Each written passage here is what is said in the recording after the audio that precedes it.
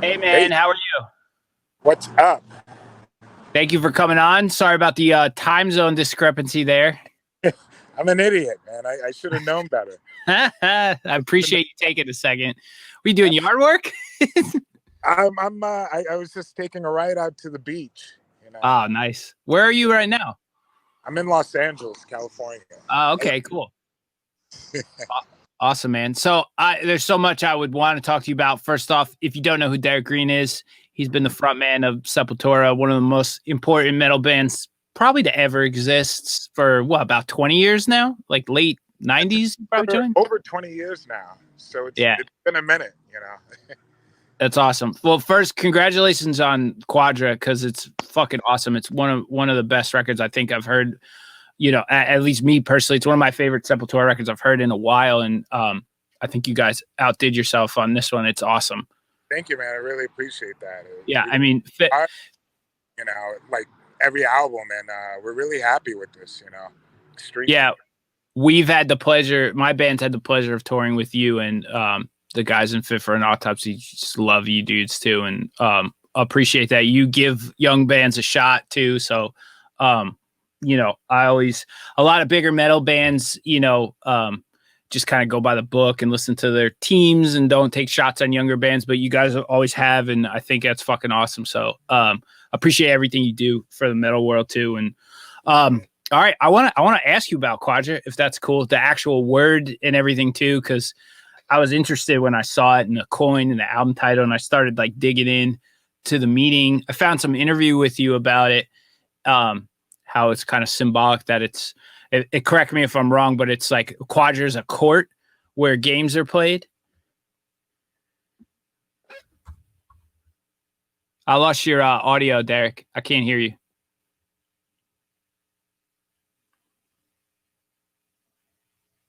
Got sound?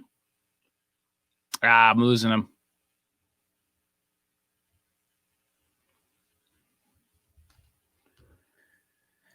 I don't have sound from you. I don't know if you can hear me, but your audio cut out. Oh wait, there. It looks like you have your Nope, we lost him. We're having some technical difficulties. Just hang out. We'll get Derek back. He's a very interesting person. I'm excited to talk to him.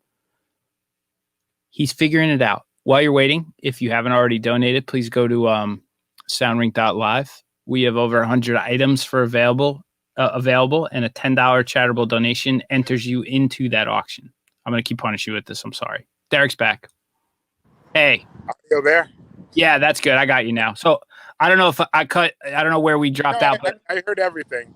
okay. Quadra, it's really an idea that Andreas thought of, our guitarist, and it came from reading a book, Quadrivium, and it's dealing with the four elements of the arts, and then also numerology played you know, uh, a large part in the creation of the album as well. And there's four people in the band, and as four people together, four is a very powerful number. And so a lot of great things have happened with us as a result, as being a four piece and staying together and playing within our own type of quadra. So you can go in so many different directions. And we left it to really open interpretation for a lot of people. But the songs themselves, are surrounded that, like people born into their certain quadra and having to deal with that. Sure. I mean, I appreciate that you sort of took a bit more of like I guess more of a social commentary stance and kind of tackled some issues on this record while keeping these like big thematic things going, like I don't know, like isolation. There's a whole, I mean, I clearly that song's about like massing, incarceration and Right. the parallels to the prison system and stuff. First of all, the fucking riff that starts that song is just awesome. It's like such a good way to start a record. Yeah.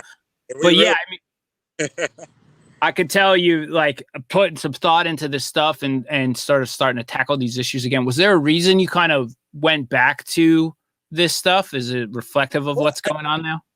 I think it was the reflection of what was really happening at the time of writing it, and also the fact that we're writing in a different way on this album.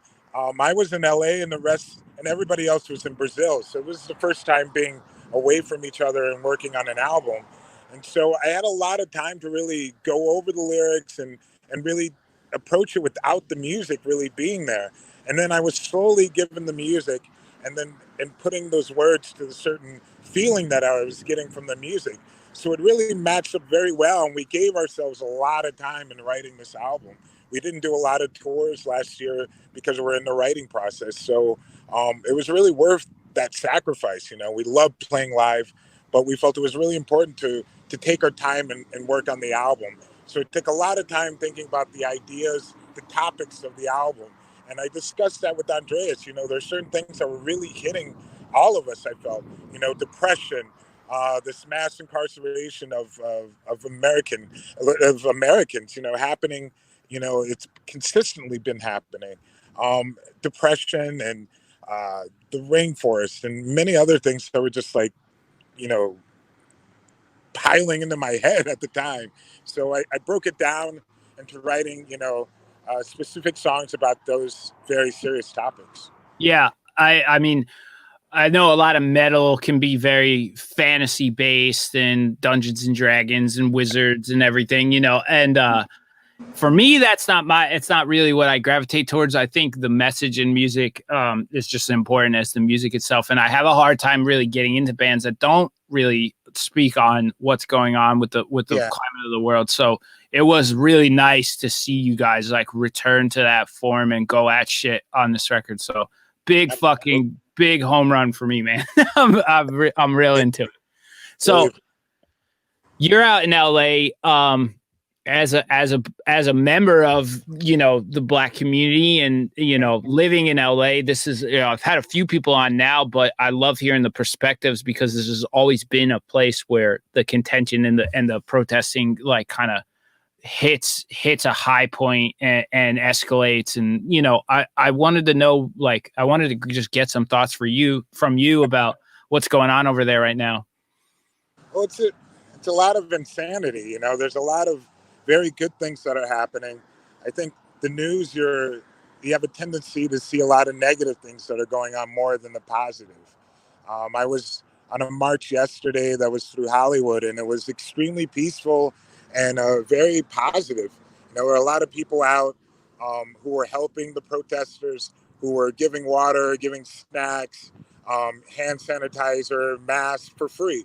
A lot of businesses completely involved on the street, giving out their products or their food, and just keeping this massive amount of people who were doing a completely uh, very peaceful protest. And honestly, I didn't see any cops or anything. I think that was not to agitate the crowd, but everybody was in good form. You know, I felt uh, this was something that I hadn't seen in my lifetime. I've seen a lot of protests and a lot of things have happened after certain incidences. It's consistently been happening. Um, it's something new, but this is something very new. The support coming from so many different communities and different people really speaking out for the first time. And I definitely think this is something that's very cool. And I think it's important to keep that positivity going, you know, when people are doing even small things. You know, I don't really get into seeing people bicker online a lot of times where they're just like, you just posted something, you know, you're not really doing anything. It's like, well, you know what?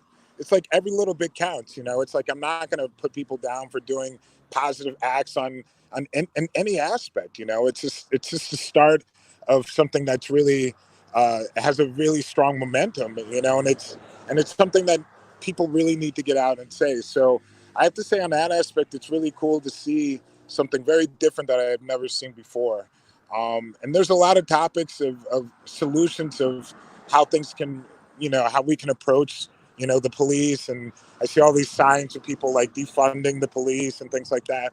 I'm not down with, you know, getting rid of cops or anything like that. And I don't think it has anything to about dismantling the police. You know, it's just words are very powerful, and when people see that, like defund the police, it's a strong statement. You know, it Sure.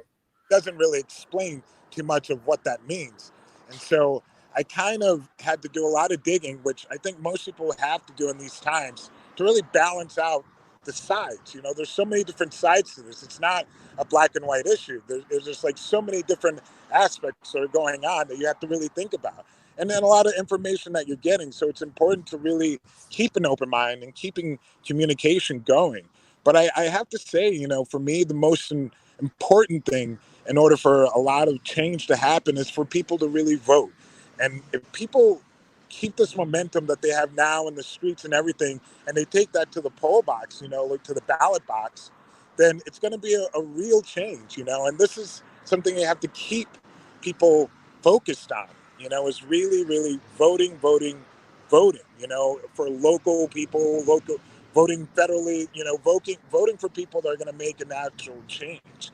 And so when you come out in numbers and stick together and not bicker, like a lot of the various, I guess, leftists, if they want to call themselves that, do so much, it becomes really annoying not to agree on like one thing and go forward. So I think on that side, that's really troublesome, I think. And it's been the problem, I think, for the left or the Democrats or wherever, you know, people want to name themselves. I think it's a super negative that happens. And I think it's, you know, you can learn a lot actually from the other side of like, what do you call the right or the conservatives, because they're always together. You know, they never, you know, they're so strong in their votes. They're so strong in what their focus point.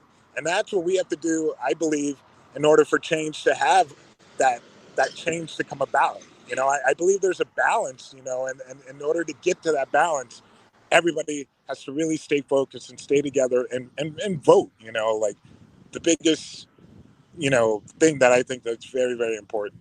Yeah, I mean, everyone I've talked to has come in with a really well thought out opinion, has echoed all of these sentiments, you know, voting, you know, communication, you know, being aware of what things mean, not being scared away by the media, learn what defunding the police is. Don't just be afraid of that phrase. You know, it's good to hear that, you know, your sentiments kind of align with, I think, what a lot of people are talking about right now. So I do appreciate that. And the issue of infighting, the lack of infighting or the benefit of it. I mean, say what you will about the Republican Party, but those motherfuckers never break the line, and they move stuff. So maybe we should learn about that. Or on the other side, I mean, there's a lot of things, you know, I hate the fact when people are really so close-minded, especially on the left side, to hear certain aspects that are going on. You know, it's like we're all living in this country together. Not everybody's going to agree on the same thing, but there's going to be a lot of things that we agree upon.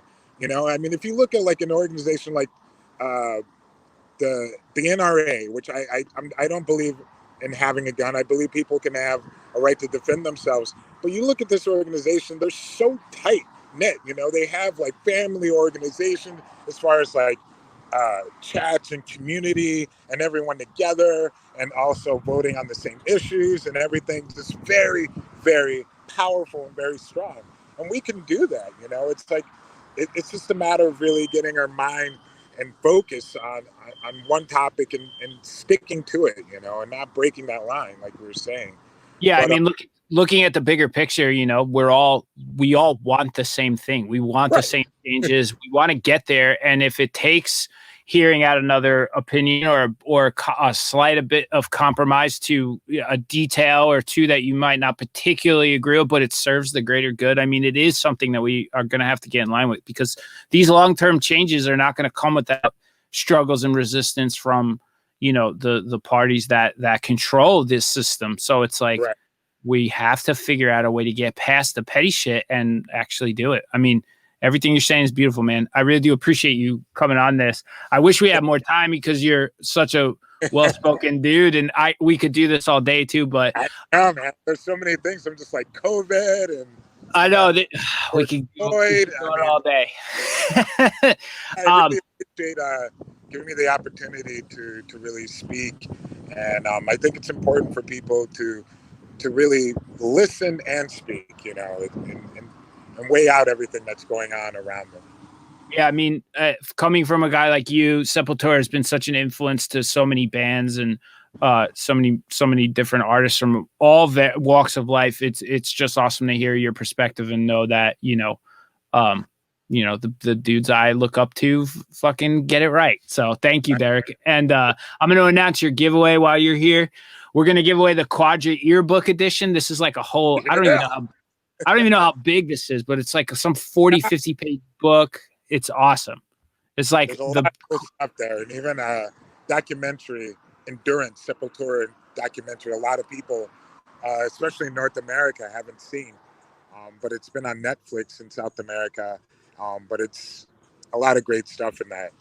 Yeah, awesome record, cool ass package, doing everything right as always. Derrick from Sepultura, thank you for being here, man. I really appreciate your time. I appreciate it. Take care, man. Cheers. Take care. Thank you, dude. Take care. All right. Derrick Green, ladies and gentlemen, Sepultura. If you don't like Sepultura, we should have a long conversation about why you're wrong, but we can do that later on. Soundrink.live, $10 minimum donation enters you into our giveaway raffle. We're giving away all sorts of cool shit like this Sepultura Quadra Earbook Edition. Listen to the new Sepultura record. It's fantastic, and they're very intelligent people. And that's it. I'm going to take 1 minute, and I'm going to go grab my friend Matt Heafy, and we will be right back.